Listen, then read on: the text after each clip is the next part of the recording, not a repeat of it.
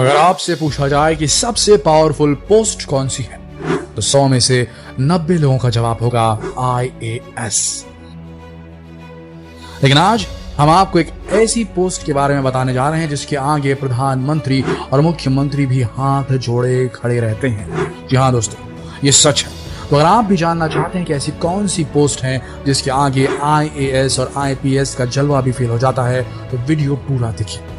दोस्तों, अगर आप UPSC यानी कि संघ लोक सेवा आयोग की परीक्षा की तैयारी कर रहे हैं या फिर आपका सपना IAS या IPS बनकर देश की सेवा करने का है, तो ये वीडियो आपके लिए बहुत काम का होने वाला है। क्योंकि आज हम UPSC एग्जाम में IAS और IPS के अलावा जो दूसरे ऑप्शंस होते हैं उनके बारे में बात करने जा रहे हैं। और आपको आश्चर्य होगा कि इनमें से कुछ पोस्ट ऐसी भी हैं जिनकी पावर IAS पोस्ट से भी ज्यादा होती है। सबसे पहले बात करते हैं IDAS के बारे में।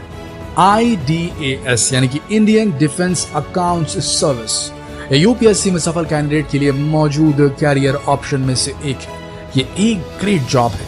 इस पोस्ट पर सिलेक्ट कैंडिडेट का काम डिफेंस डिपार्टमेंट के लिए अकाउंटेंसी का रहता है, अकाउंट बनाने का होता है। Controller general of defence accounts सेना के डिफेंस अकाउंट्स डिपार्टमेंट का हेड होता है।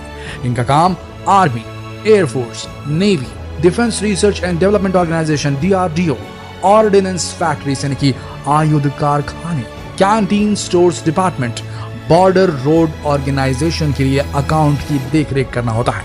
डिपार्टमेंटल पोस्टिंग्स के अलावा IDAS अधिकारियों को अन्य सरकारी संगठनों, मंत्रालयों, विभागों में भी नियुक्त किया जा सकता है। उन्हें भारतीय सेना के संयुक्त राष्ट्र शांति मिशन के हिस्से के रूप में विदेशों में भी भेजा जा सकता है।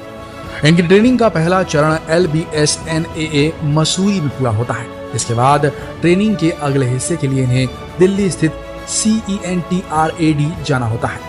फिर national institute of financial management Faridabad में ट्रेनिंग पूरी करने के बाद national academy of defence financial management institute Pune में ट्रेनिंग का लास्ट फेज कंप्लीट होता है। कुल मिलाकर ये ट्रेनिंग 24 माह यानी कि 2 साल की होती है। अब बात करते हैं IRAS के बारे में। IRAS का मतलब इंडियन रेलवे अकाउंट सर्विस। ये भी UPSC में सफलता पाने वाले कैंडिडेट के लिए एक मौका है। IRAS एक ग्रुप A सिविल सर्विस है जिसमें UPSC सिविल सेवा परीक्षा पास करने पर भर्ती हो सकती है। इसमें हर साल 25 से 30 अधिकारियों की नियुक्ति की जा सकती है। IRAS अधिकारी भारतीय रेलवे के फाइनेंसेस और अकाउंट्स के रखरखाव और प्रबंधन के लिए जिम्मेदार होते हैं। इसके अलावा रेलवे का बजट बनाना भी इनकी ही जिम्मेदारी होती है। वर्तमान में IRAS में अभी लगभग 800 अधिकारी कार्यरत हैं। IRAS के ऑफिसर्स का ट्रेनिंग पीरियड 2 साल का होता है। ट्रेनिंग LBSNA मसूरी से शुरू होकर national academy of Indian railways Vadodara में समाप्त होती है। और आगे की ट्रेनिंग नागपुर में स्थित NADT और फरीदाबाद में स्थित NIFM में होती है। IRAS के प्रोबेशनर्स भी IIM कैलकाटा में 12 सप्ताह की ट्रेनिंग लेते हैं। अब आ जाते हैं हमारे तीसरे ऑप्शन पर, और ये है ICAS यानी कि इंडियन सिविल अकाउंट सर्विस। ये भी सिविल सर्विसेज के अंतर्गत आने वाले A ग्रेड जॉब्स हैं। इस पोस्ट पर सिलेक्ट होने वाले कैंडिडेट को भारत सरकार के लिए अकाउंटिंग और ऑडिटिंग सेवा प्रदान करना होता है। ये मिनिस्ट्री ऑफ फाइनेंस के तहत भारतीय नागरिक लेखा संगठन यानी इंडियन सिविल अकाउंट्स ऑर्गेनाइजेशन के माध्यम से कार्य करता है। इसके लिए ICAS की भूमिकाओं और जिम्मेदारियों, वेतनमान, परिवीक्षा अवधि और करियर की संभावना के बारे में जानकारी देना भी इनके कार्य क्षेत्र के अंतर्गत आता है। ICAS में सिलेक्शन के बाद 3 फेज में ट्रेनिंग कंप्लीट की जाती है। इनकी 6 माह की training national institute of financial management NIFM Faridabad में होती है, जिसमें एक फॉरेन टूर भी शामिल होता है। ट्रेनिंग का दूसरा चरण institute of government accounts and finance INGAF में संपन्न होता है। ट्रेनिंग के तीसरे फेज में ऑन जॉब ट्रेनिंग होती है, जो कि इंडिया के 87 पे एंड अकाउंट ऑफिसर्स में दी जाती है। अब बात करते हैं इन सभी में सबसे इंपॉर्टेंट पोस्ट के बारे में, जिसका नाम है IAS यानी कि Indian audit and account service. ये भी बाकी 3 की तरह ग्रेड A की पोस्ट है। इस कैडर के ऑफिसर्स को इंडियन ऑडिट और इंडियन अकाउंट डिपार्टमेंट में टॉप और मिडिल लेवल पर पोस्टिंग मिलती है। ये पोस्ट उन लोगों के लिए बेस्ट ऑप्शन है जो कि बिना पब्लिसिटी के शांति से अपना काम करने में विश्वास रखते हैं। इस काम में बहुत अधिक राजनीतिक हस्तक्षेप नहीं होता। Indian audit and accounts services के अधिकारियों को विदेश में पोस्टिंग भी मिलती है। इसके अलावा आपकी पोस्टिंग किसी न किसी मेट्रो सिटी में होती ही है। इस डिपार्टमेंट का head controller and audit journal of India यानी कि CAG होता है। इस पोस्ट की क्या इंपॉर्टेंस होती है ये जानकर आप हैरान रह जाएंगे। आजादी के बाद संविधान सभा में चर्चा करते हुए डॉक्टर भीमराव अंबेडकर ने कहा था कि भारत का नियंत्रक और महालेखा परीक्षक CAG भारत के संविधान का सबसे महत्वपूर्ण अधिकारी है। वह ऐसा व्यक्ति है जो ये देखता है कि संसद द्वारा अनुमानित खर्चों की सीमा से अधिक धन खर्च ना होने पाए या संसद द्वारा विनियोग अधिनियम यानी अप्रोप्रिएशन एक्ट में निर्धारित आइटम पर ही धन खर्च किया जाए। ये एक संवैधानिक पद है जो भारत सरकार तथा सभी प्रादेशिक सरकारों के सभी तरह के अकाउंट का ऑडिट करता है, जिसमें पब्लिक सेक्टर की कंपनी भी दायरे में आती है। ये पूरी तरह से स्वतंत्र रूप से काम करता है। इस प्रकार इसके कार्य में सरकार द्वारा कोई हस्तक्षेप नहीं किया जा सकता।